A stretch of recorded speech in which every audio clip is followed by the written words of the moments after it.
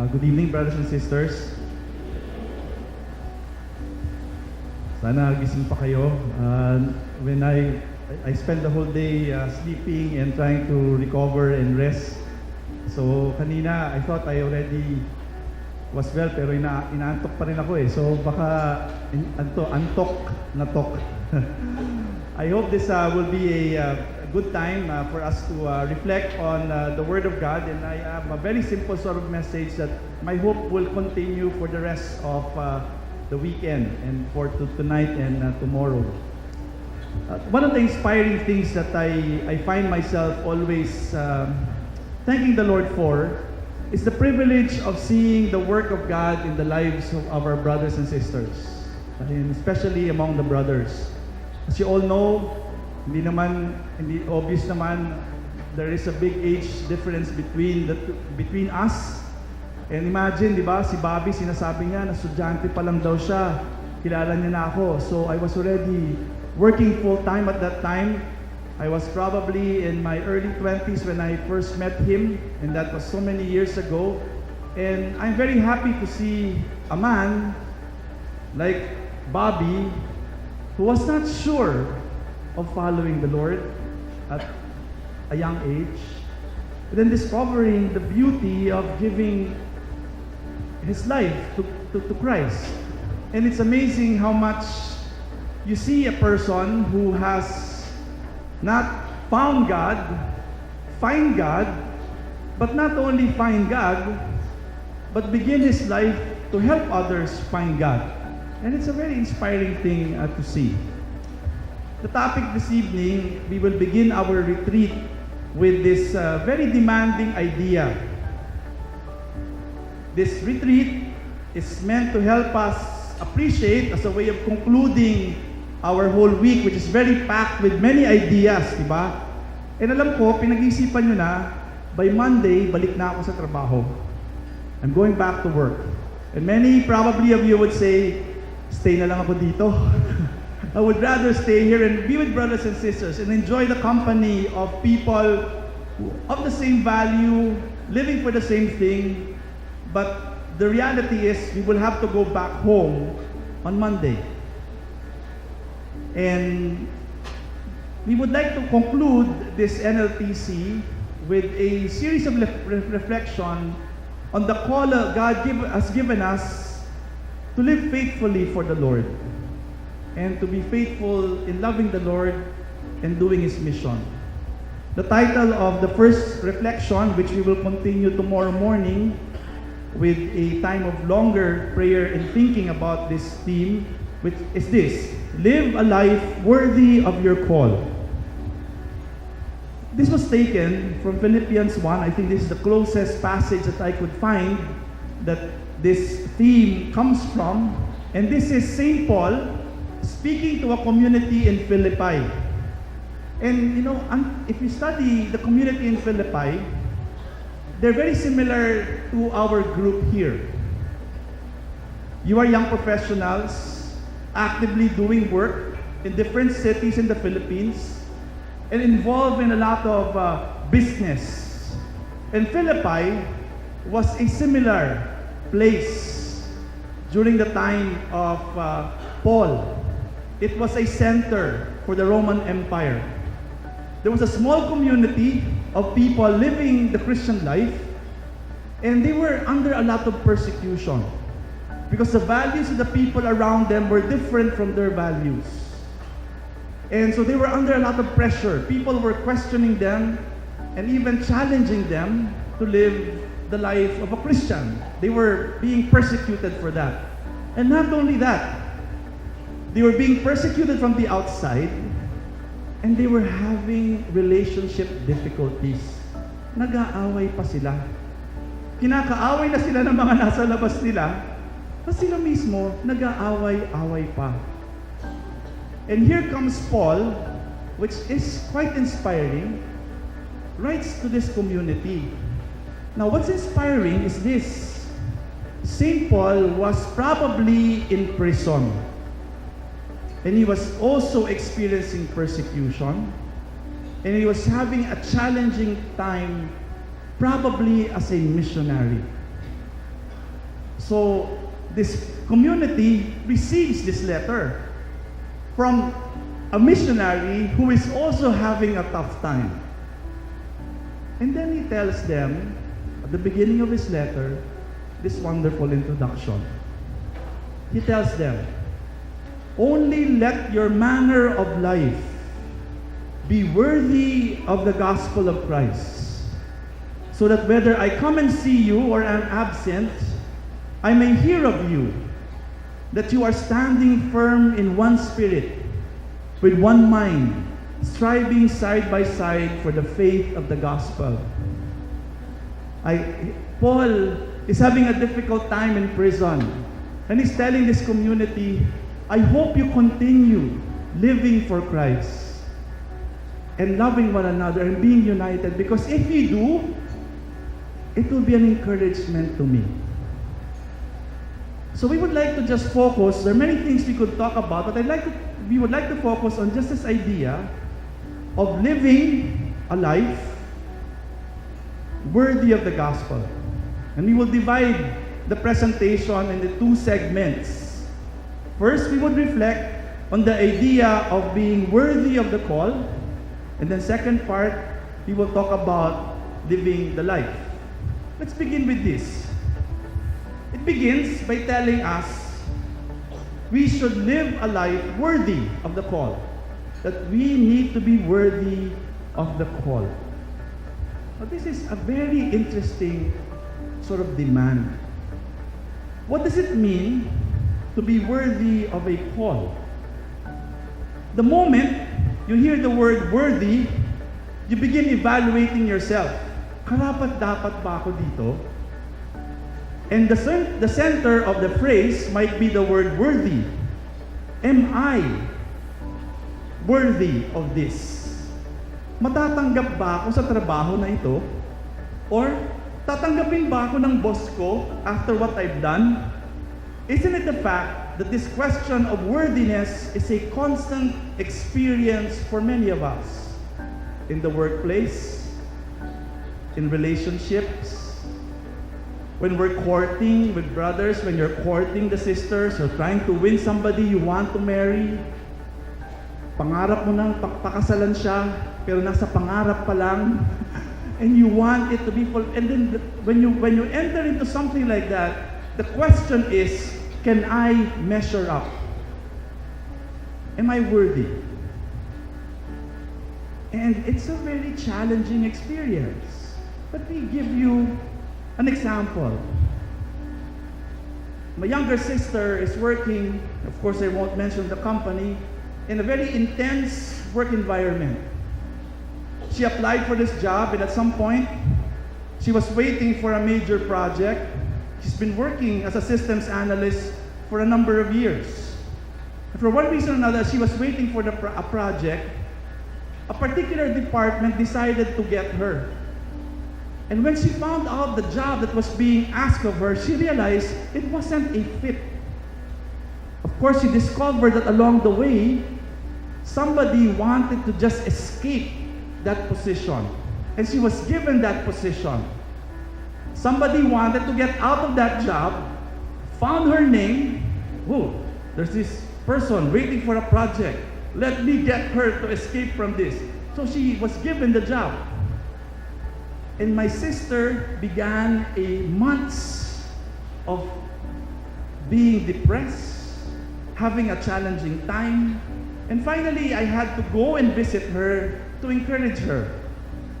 And she said this to me, Kuya, all my life, I knew I was good.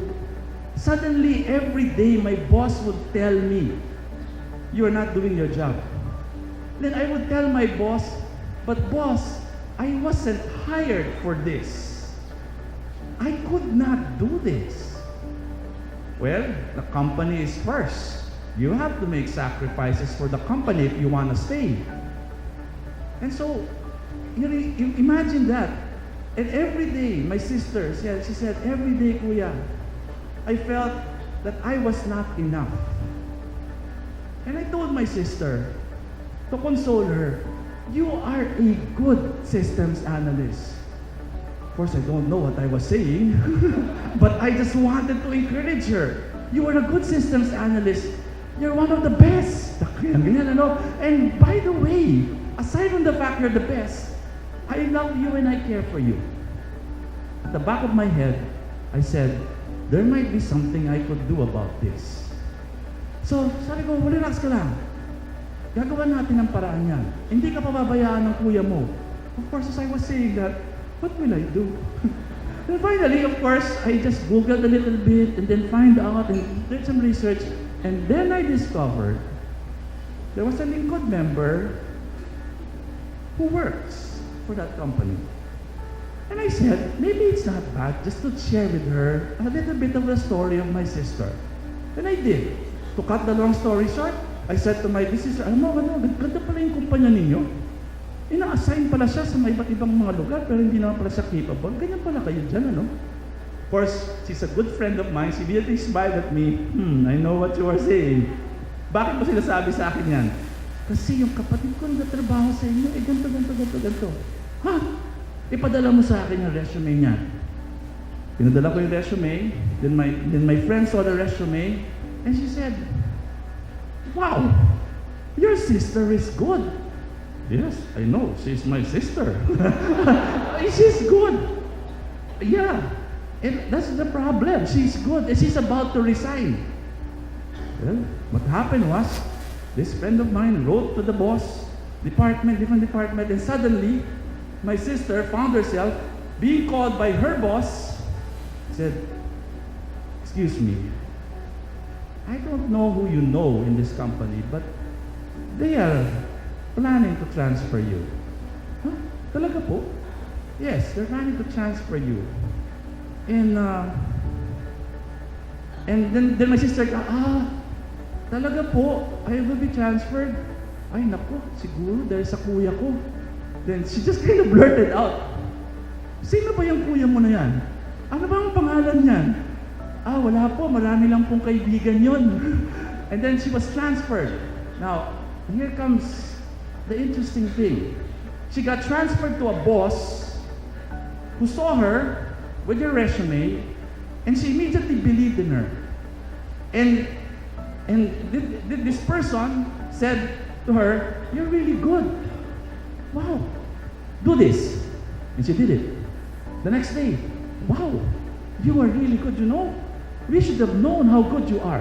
Keep on doing this, keep on doing this. And in 3 months' time, she received an award as one of the best employees of that company. Now, very interesting. In our life, we try to measure ourselves. And we often see this. Are we worthy? Are we enough? Do we fit in? Are we accepted? What if we turn it around? What if the source of our worthiness is not ourselves, but the people who know us and value us? Right? What if we turn it around? What if this phrase becomes like this? It is not us who is worthy, but we are made worthy by the one who calls us. What if there is a reality out there that values us so much and looks at our resume and immediately makes a conclusion? Wow, this person is good. I believe in this person. This person can do so much more. What if that is the scenario of our life? Now, brothers and sisters, what I just told you is a work-related kind of experience. But our life is something similar.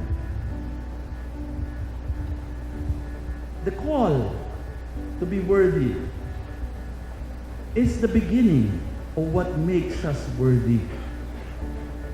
In the Bible, it's very interesting. The basis of what makes people happy and feel worthy is because they encounter God in their lives.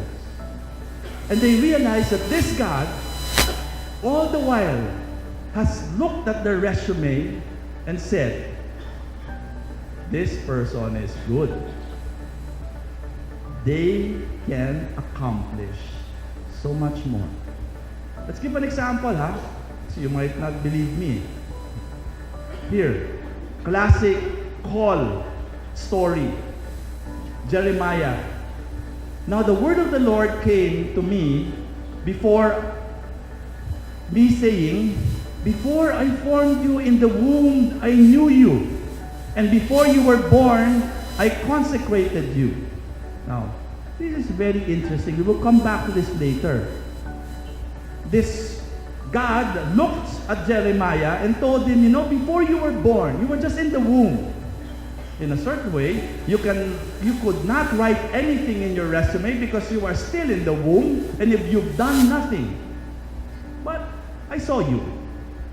And then I appointed you to be a prophet to the nations. Then I said, of course, Jeremiah responded to God and said this, Lord God, behold, I do not know how to speak, for I am only a youth. But the Lord said to me, do not say I am only a youth. For to all to whom I send you, you shall go. And whatever I command you, you shall speak. Do not be afraid of them, for I am with you to deliver you, declares the Lord. This interesting conversation began a change in the history of the people of Israel. During the time that Israel was moving away from God, a prophet named Jeremiah started speaking to them about the truth that they should return to God. Now, many times in our life, we always try to ask ourselves, are we measuring up? Are we worthy? But it all begins by realizing this. You have to think this way. The God who calls you has always had you in His mind.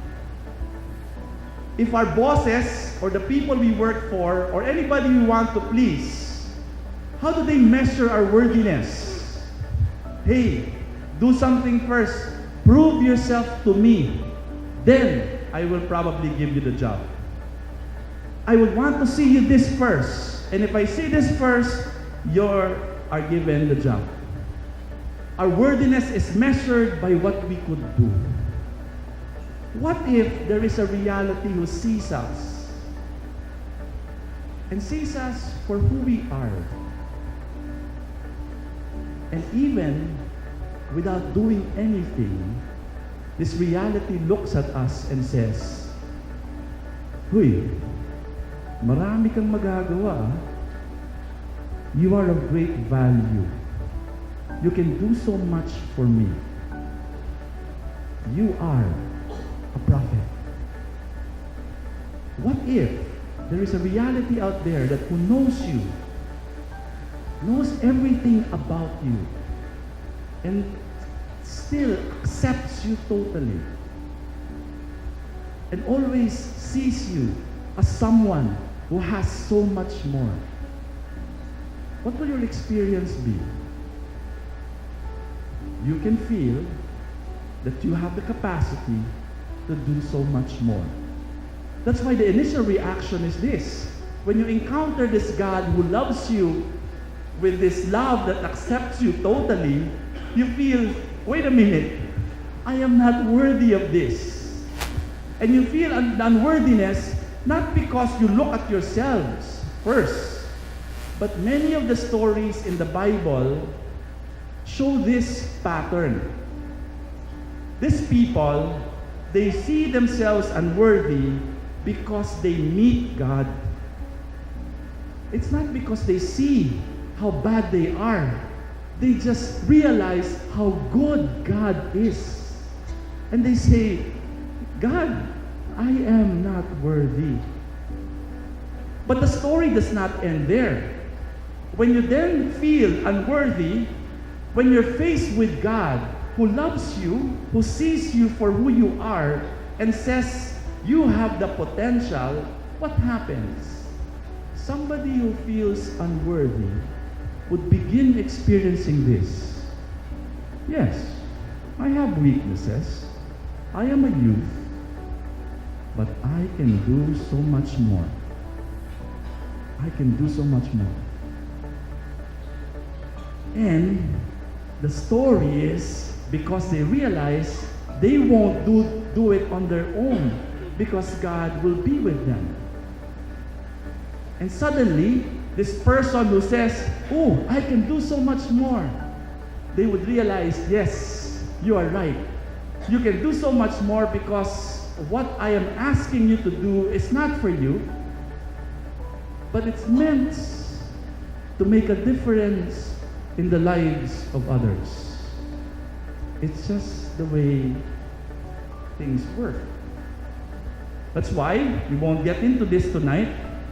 But even in the story in the New Testament, the call of Peter, you would read that tomorrow, you would see that pattern. Peter, the apostle, meets Christ, who is God incarnate. And he experiences the same thing. Lord, move away from me. Then Jesus says, from now on, I will make you fishers of men. I'm about to end here. Let's look at the second part, living a life. Now, after you've encountered this God that makes you worthy because He calls you, look at this pattern. What kind of life do you end up living? You would end up living a life beyond your expectation. Look at St. Paul. For through the law I died to the law, so that I might live to God.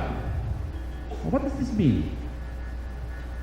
Here is this Jew, St. Paul, who knows that he's measured by the law, the 10 Commandments. No, he's measured. How good are you? Are you able to fulfill the commandments? Okay, that is a sense of measurement. Suddenly, he realized, that kind of sense of measurement, I always fail. I always feel that I am not up to it. And I feel that I've died. I cannot follow the law. I am imperfect. But look at what happened.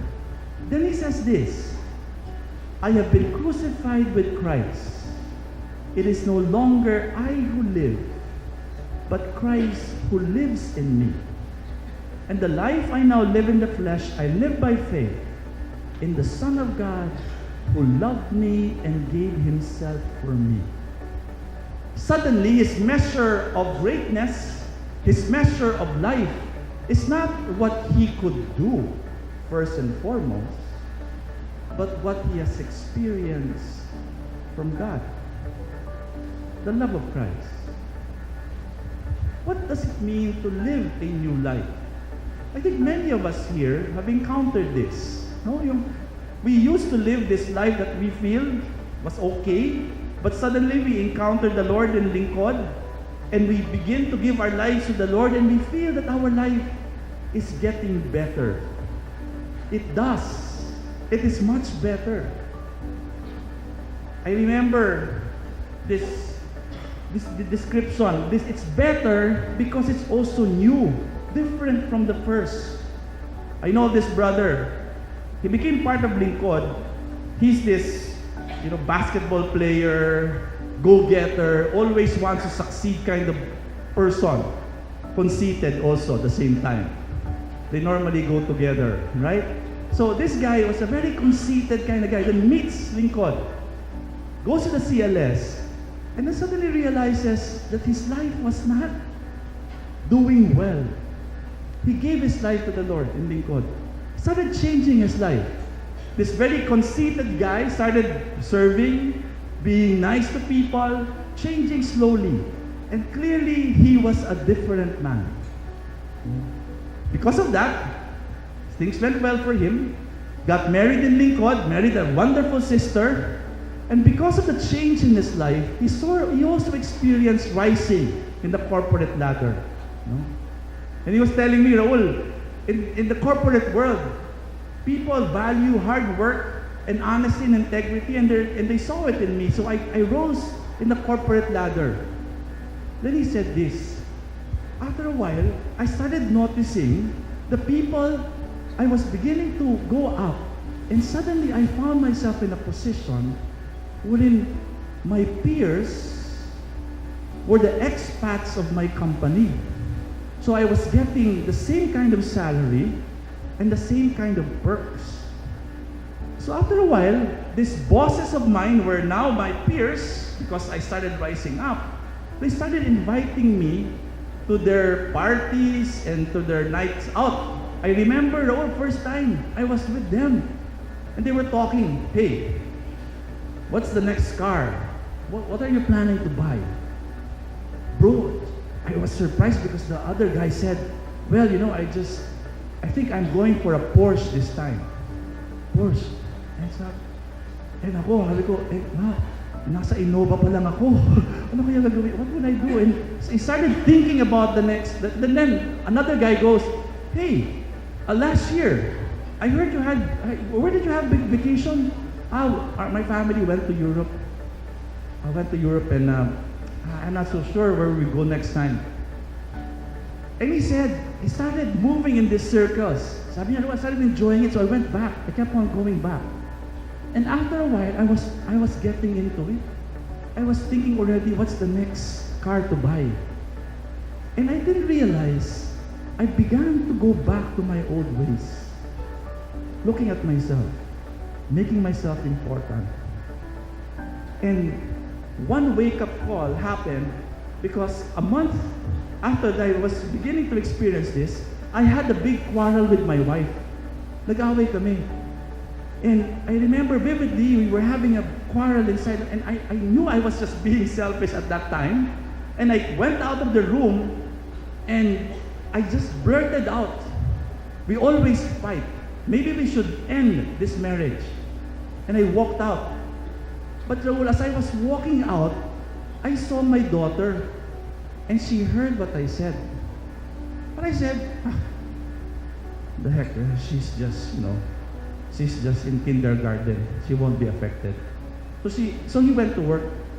When he came home, the wife was there, and he was about to just go to his room, and then the wife goes, excuse me. And then the husband again started to shout, no, this is not about what we talked about. It's about your daughter. What about my daughter? Our daughter? Well, the school called up. And what did the school say? Well, your daughter has been talking to people, and she said she's very depressed about life. About life? Depressed about life? And what did she tell people?